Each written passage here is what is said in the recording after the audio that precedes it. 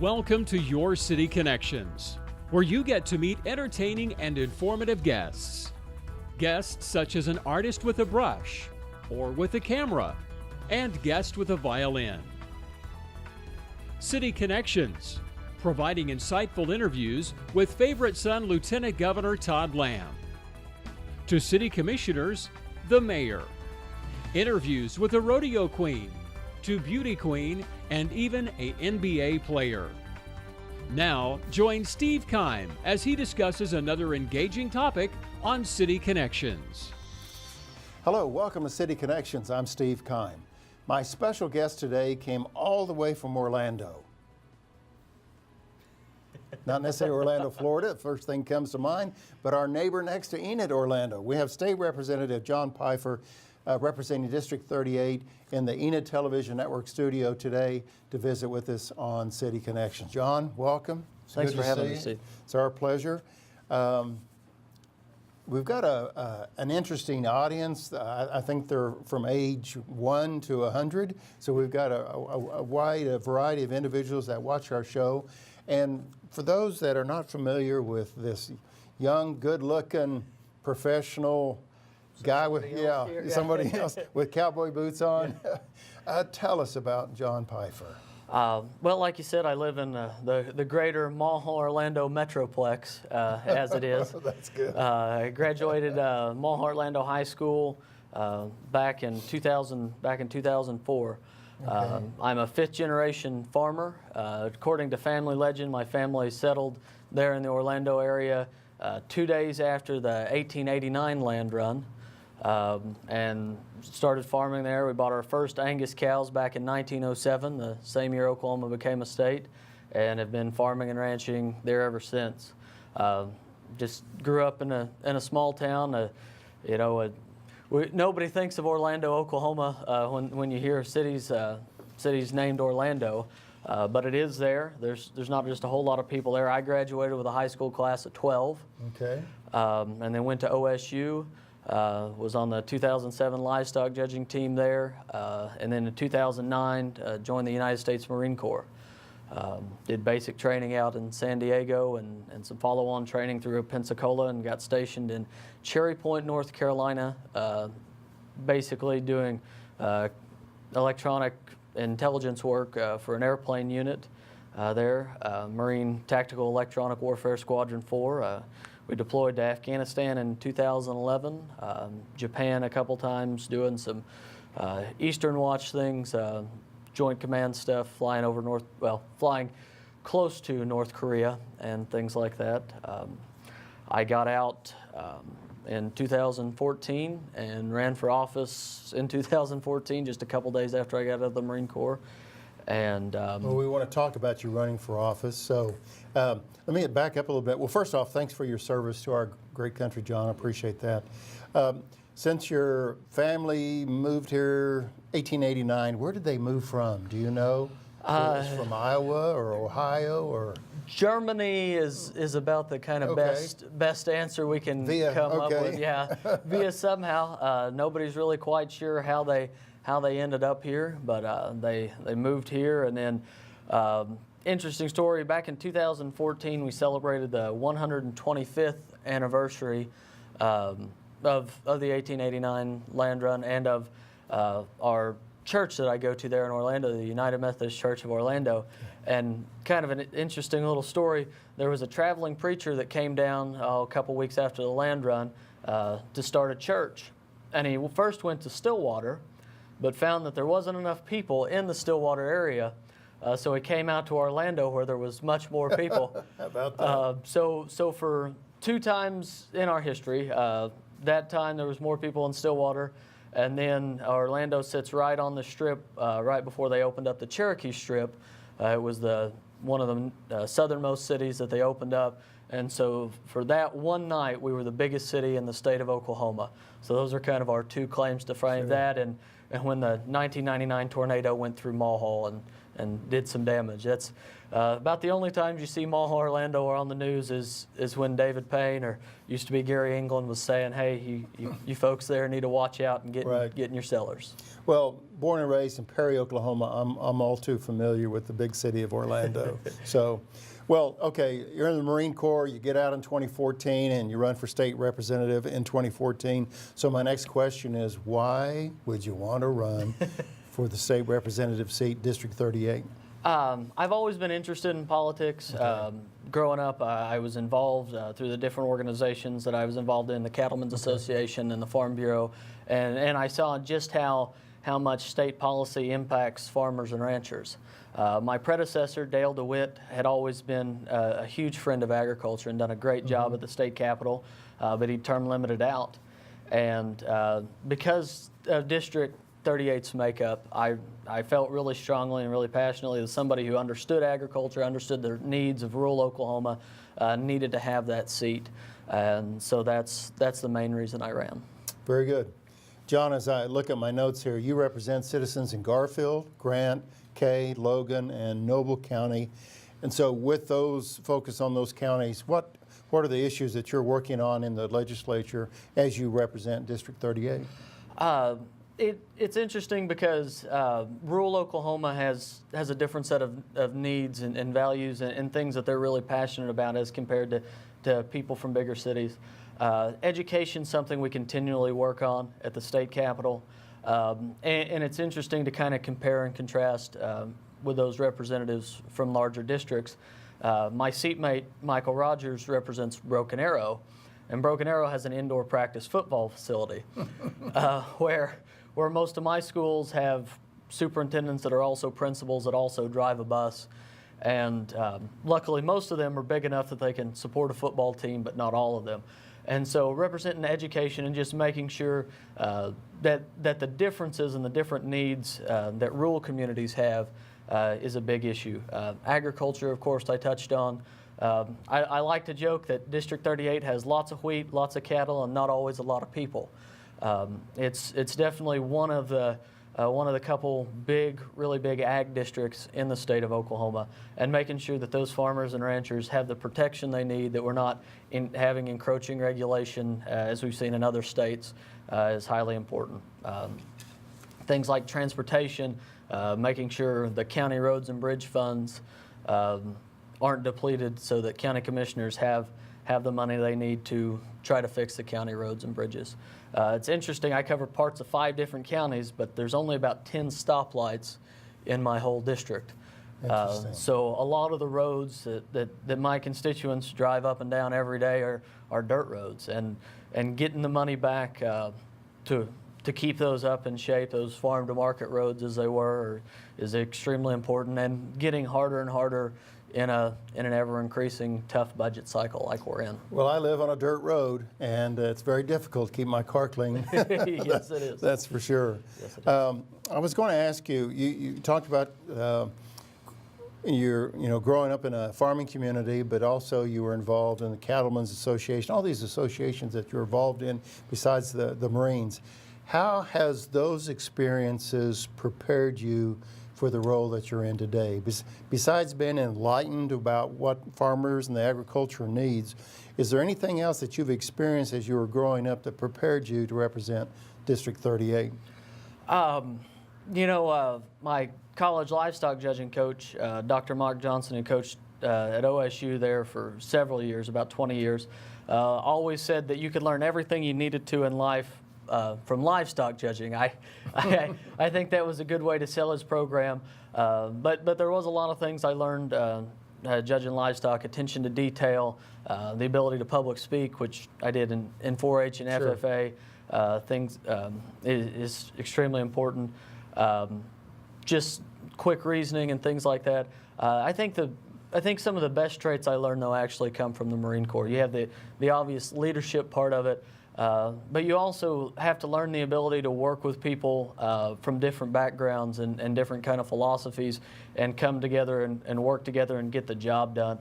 And that's probably been the most helpful thing to me in the legislature is being able to go into people's offices, talk to them, understand kind of understand the needs in their districts and where they're coming from, and find a way to work together to hopefully get the best possible form of the legislation out and passed. John, let's take that a step further. The fact that you're in the Marines, does that help in any way with your relationship to those other individuals in the House of Representatives? It most certainly does. It's in boot camp, they drilled into you kind of military bearing, and that's basically the art of being able to keep a straight face when somebody's yelling at you, and the ability to stay calm and when everybody else is kind of losing their heads, and especially you have those late night sessions when things get extremely frustrating because everybody's tired and we've been on the floor for hours on end. Some people just want to get done, and some people want to keep fighting for their points. And that ability to kind of stay calm and go and reach across the aisle, or reach to even the colleagues in my own caucus and say, hey, what can I do to help? What can I do to help you kind of get this passed? And what can we do to find a solution and move forward? I think has been extremely important. Just that almost calm under fire, and the ability to stay calm when everybody else is losing their heads is something the Marine Corps has definitely taught. And that's come up a few times, especially the last 2 years, as everybody kind of knows, have been tough financially in the state of Oklahoma. And the ability to and because of the cuts we've had to make, and because of the things we've had to do, we've had to cut some programs that are extremely personal to me, that are extremely personal to a lot of people. And everybody has their own ideas and different ideas of what is and isn't important, and what is and what should and should not be getting that kind of money. And so the ability to kind of keep it professional and not make it personal. And that I think is a very important thing to realize, is that we're up there to represent the best needs of our constituents and do the best job we can. And it's not a personal, even though it's politics, and it occasionally gets to be a dirty business, and there are occasionally, personal attacks and personal slights. It's not personal. You have to keep your cool and do your best, because if you're losing your head and going too far and not working with people, you're not adequately representing your constituents, because eventually those people just won't work with you anymore. It almost sounds like city government that I'm involved in, with you saying about keep the personal out of it and just keep it professional. Yes. John, one more quick question before we take a break here on City Connections. Sure. Here we are in late 2016, and the session was over in May of 2016, got underway the very 1st of February. And just as you look back, what do you identify the recent successes in this past session? Is there one or two that stick out? I think the major success out of last session with the budget shortfall that we had was the fact that we were able to come up and meet our constitutional obligation and deliver a balanced budget. The first couple of months, not the first couple of months, the first couple of weeks in February, when the legislature came back and we were just kind of learning the size that the budget shortfall was going to be. I think it ended up being around $1.3 billion. Everybody, a lot of people were just kind of in zero shock, is what I called it. People that had been there 10 years had never faced, we'd faced budget shortfalls before, but we'd never faced one this big. And it took them it took everybody a couple of weeks to kind of wrap our head around, okay, how are we going to solve a problem this big? And everybody can debate back and forth whether or not we did a good job, but the fact that we were able to come together and actually pass a budget, I think is a major accomplishment. There's lots of things we did in education, refining TLE, Teachers Leadership Evaluation, ending most of the state parts of the end of instructions exams. I think will be huge moving forward in the state of education.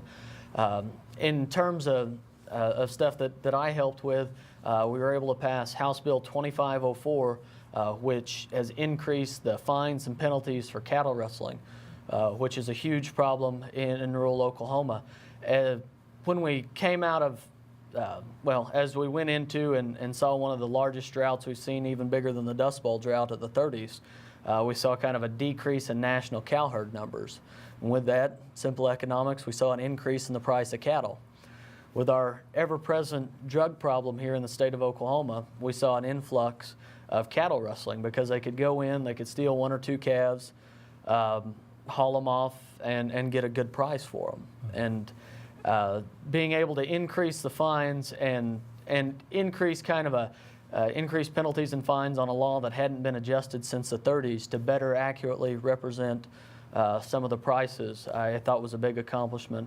We also were able to pass a piece of legislation that I ran on the House side that allowed the DEQ, Department of Ag, OWR, some of the other water-related agencies to start laying down some rules, to start promulgating rules so that we can start looking at aquifer recharge. It's basically where we take water from another part of the state or somewhere else and put it back into underground aquifers. This is something they've been doing in Wichita, Kansas for 10 years. They've been doing it in Texas for a long time. And the ability to kind of take water, store water, and recharge these aquifers and store it from a time when we're going to need it again. We just came out of a big drought. We're going to have more in the future. And kind of move us forward in our Water for 2060 plan, I think is a pretty big step. 2060 is a long ways away, and it basically states that we don't want to use any more water in 2060 than we used in 2006. So the ability to kind of keep chipping away at these big problems, kind of the old saying, how do you eat an elephant? One bite at a time.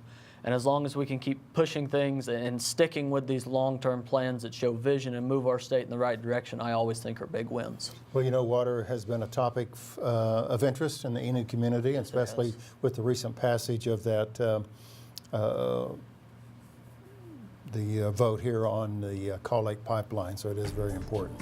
Well, we're just getting started here on City Connections with State Representative John Pfeiffer, representing District 38, which involves Garfield, Grant, Kay, Logan, and Noble counties. And again, thank you for staying with us on City Connections. We'll have more with the representative right after this.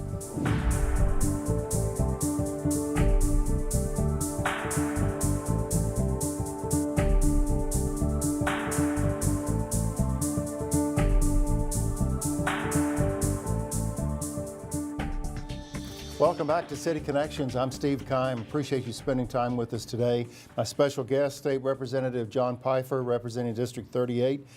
John, just by visiting with you, I know we could probably go at least 1, 2, 3 hours, but we have kind of a 30-minute window here today. Now, you're a member of various committees and subcommittees. Tell the folks, how do you get selected, or how do you get on a committee? How's that work? Every session, every 2 years after the election, at least how it worked last time, the Speaker of the House of Representatives gets to decide who's on committees. And former Speaker Jeff Hickman sent out basically a worksheet. They pretty much know all the members, and so they ask for your recommendations, which committees you'd like to be on, and base that off of your personal experience and things you have in common with the committees. Very good. What's the best thing about serving as state representative? The best thing, I think, is the ability to kind of enact laws that really help my citizens. A lot of my people live outside of city limits in rural Oklahoma. So they have they see a little bit of government from county governments and the people that grade their roads and do their taxes and things like that. But in terms of actual policy that impacts their lives, sometimes the first place they come into contact with that is actually the state laws and the state regulations that can either help them or hurt them. And being able to go and try to pass good legislation and look towards the future and move Oklahoma in a very positive direction is the most rewarding part for me. Well, John, you've painted this picture that serving as state representative is all glamorous, okay? That's the picture you painted. No, on a serious note and on contrast, besides the rewarding things that you know that you're making a difference for your constituents, on the contrast, what would you find to be the most challenging or frustrating things in your role? Getting everybody together? Getting everybody together, yes. The most frustrating parts, especially the last 2 years, is trying to kind of balance fiscal restraints, with the needs and the ability to fund the functions of state government that help our constituents and that they actually need. The subcommittee that I'm vice chairman of, Natural Resources and Regulatory Services, doesn't have a whole lot of money that runs through it, but has a lot of state agencies that are very important to rural Oklahoma. And the last couple of years, agencies that they control, things like the Conservation Commission and things like that are extremely important, not only to keep the EPA kind of out of our back pocket and looking over our shoulder, but have been so helpful and really utilized by members by citizens across my district in the past, have taken a big hit, and trying to find ways to keep financing them so they can keep up their good work for water quality and water protection, soil conservation, and things like that across all agencies has probably been the biggest challenge these last 2 years. Now, I know that individuals can find you on the Oklahoma State Legislature website, legislative website, and I believe that you have a Facebook account as well. And I was looking at some of the communities that you represent, John, in District 38. It includes my hometown of Perry. It's also Ponca City, big city of Billings. I've had some dear friends in Billings. Medford, Enid, Lucene. I used to work at a grain elevator during wheat harvest a long time ago in the big city of Lucene. So how do you keep connected? It's got to be the use of technology, but how do you keep connected with everybody in all these little cities? It is extremely difficult because of the size and width and breadth.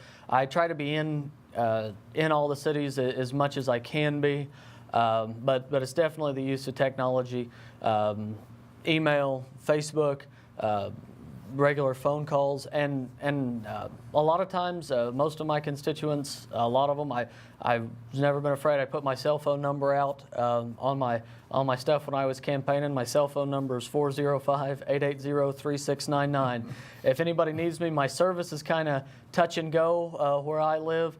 But that's usually the best way to catch me. Why don't you say that phone number again, but slower? All right, 405-880-3699. That's my personal cell phone. Again, my reception's kind of bad. Leave a message. Well, John, this representative, this will air on the Enid Television Network, Channel 12, and also in high definition, 112. But it'll also air on the internet, so you'll have the opportunity for my friends in Lucene to Perry will be able to see this interview. So, well, we'll have our final question for the representative. Again, representing District 38, State Representative John Pfeiffer, right after this.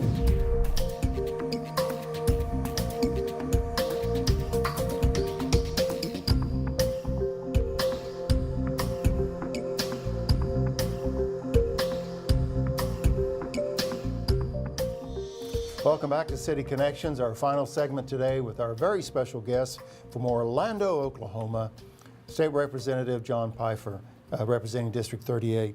John, here again, we talked about we're in kind of the fall season, and the next legislative session gets underway February of 2017. But we know there are meetings, phone calls, visits, and a lot of things are going on behind the scenes in preparation for February. So kind of tell us what takes place the remainder of this year, and what are you working on in preparation for the next legislative session? Right now at the state capitol, there's interim studies going on that members have requested, and they bring in witnesses and they talk about upcoming legislation, ideas for upcoming legislation in front of their various committees. The campaign's going on, obviously, and regardless of how the elections shake out, we're going to have at least 32 new members in the State House of Representatives. So roughly a third of the body that's going to have a lot of new ideas. So And John, thank you for pointing that out. Is that because of the term limits, or it's a large portion of it's because of term limits and people just not choosing to run again. Okay. Between the class that I came in with, like myself and Representative Caldwell, and this next class, over half the House of Representatives will have been in less than 5 years. So we have an opportunity to see some new ideas. Some new way of thinking about things, but with that we lose some institutional knowledge. So just trying to get, at least what I'm working on in the interim, is trying to get kind of spun up on some things that I didn't know as much about before. Really looking into my interagency budgets, on the subcommittee, Natural Resources and Regulatory Services, that I control, looking over kind of the budget in general, and trying to go through and find ways. I've really, this interim, taken a long, hard look at our tax code, which hasn't, again, something that hasn't been reworked since the 30s, that we're going to have to do some work on upcoming, and continuing to work on the ever-present water policy, which is extremely important to Western Oklahoma, working with the Corporation Commission on earthquake policy, and coming up with new policies, working with them on how we're going to continue to deal with wastewater injections and things like that.